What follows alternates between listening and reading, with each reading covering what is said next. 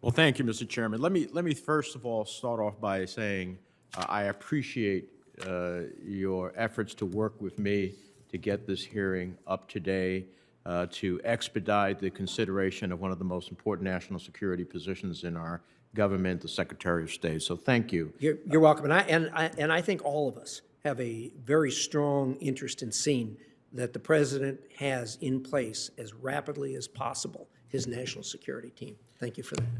I'll say amen to that, and I appreciate this, and also hopefully, if everything works out well, the expeditious consideration at a committee meeting to vote out the nominee.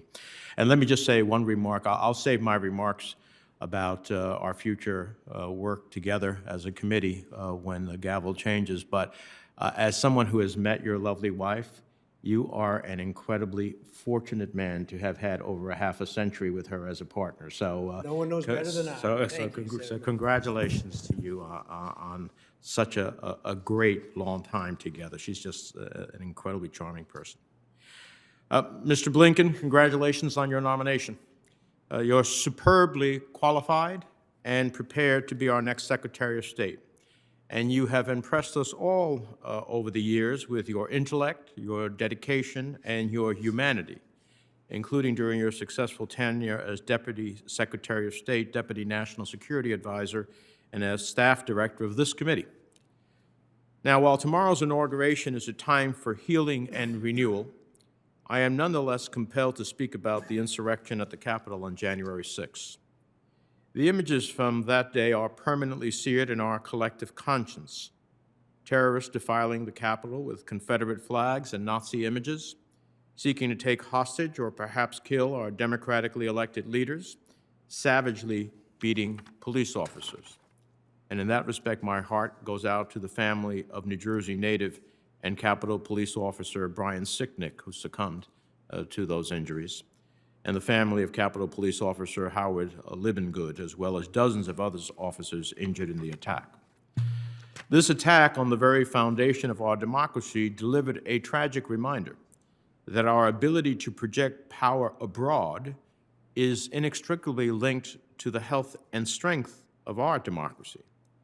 This does not mean that we cannot talk about the importance of democracy abroad, no, but rather we must show that senators and all other leaders in this country have a duty to stand up for democracy, for the Constitution, for the rule of law. There can be no exceptions.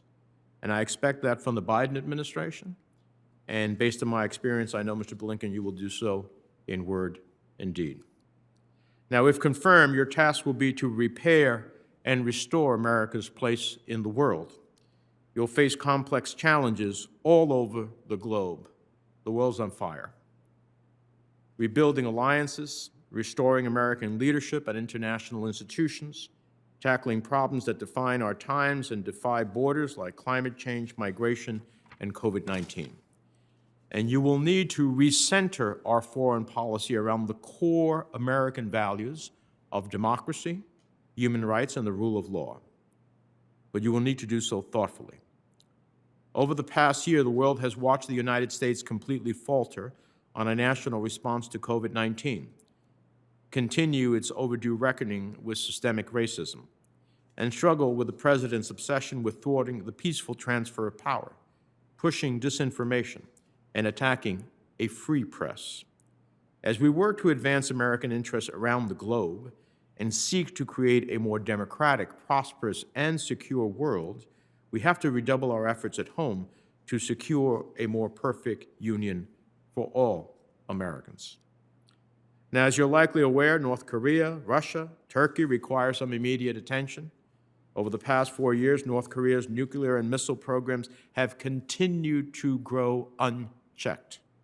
In other words, the United States and our allies are more at risk now than after 4 years of President Trump than when he took office.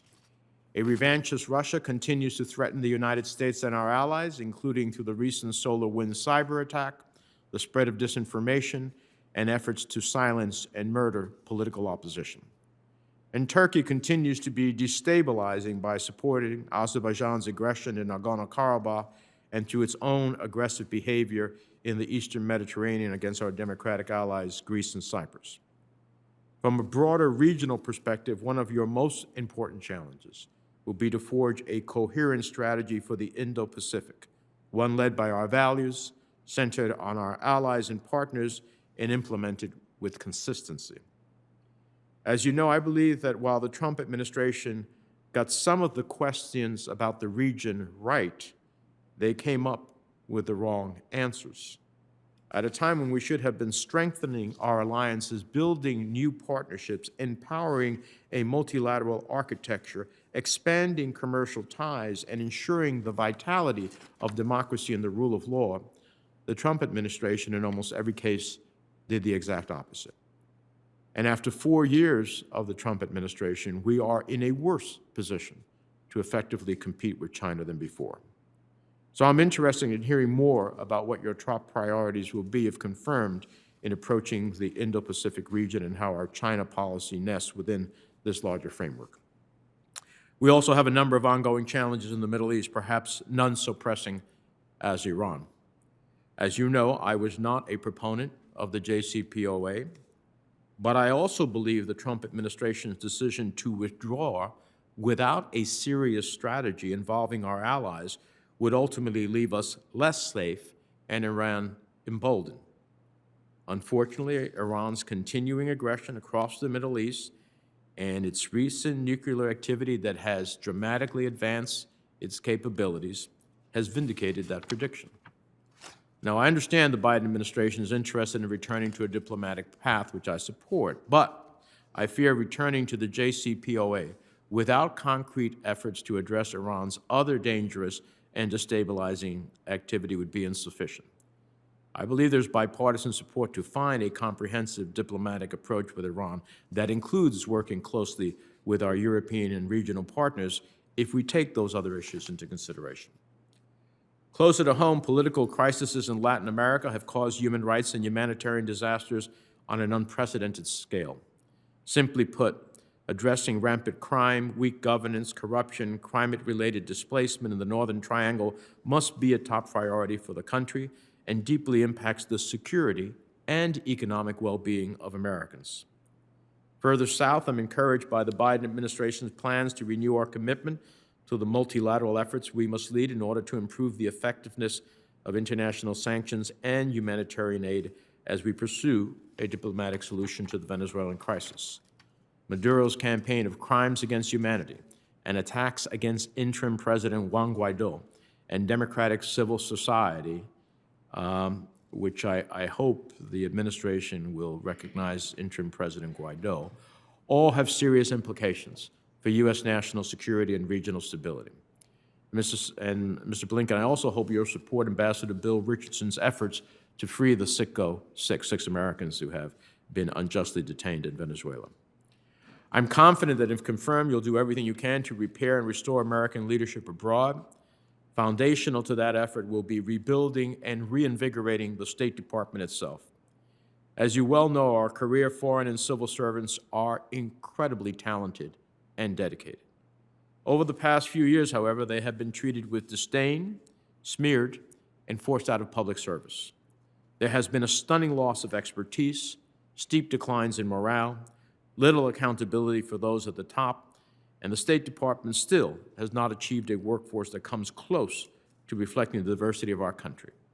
This state of affairs has impacted relationships across the globe, the Department's ability to engage in the interagency process and in its relationship with Congress. So the challenges you'll be facing are immense, but I have confidence in your experience and expertise. I look forward to hearing your testimony, and upon confirmation, I look forward to working with you to restore America's place in the world and to repair and rebuild our relationships and our institutions. Thank you, Mr. Chairman. Thank you, Senator Menendez.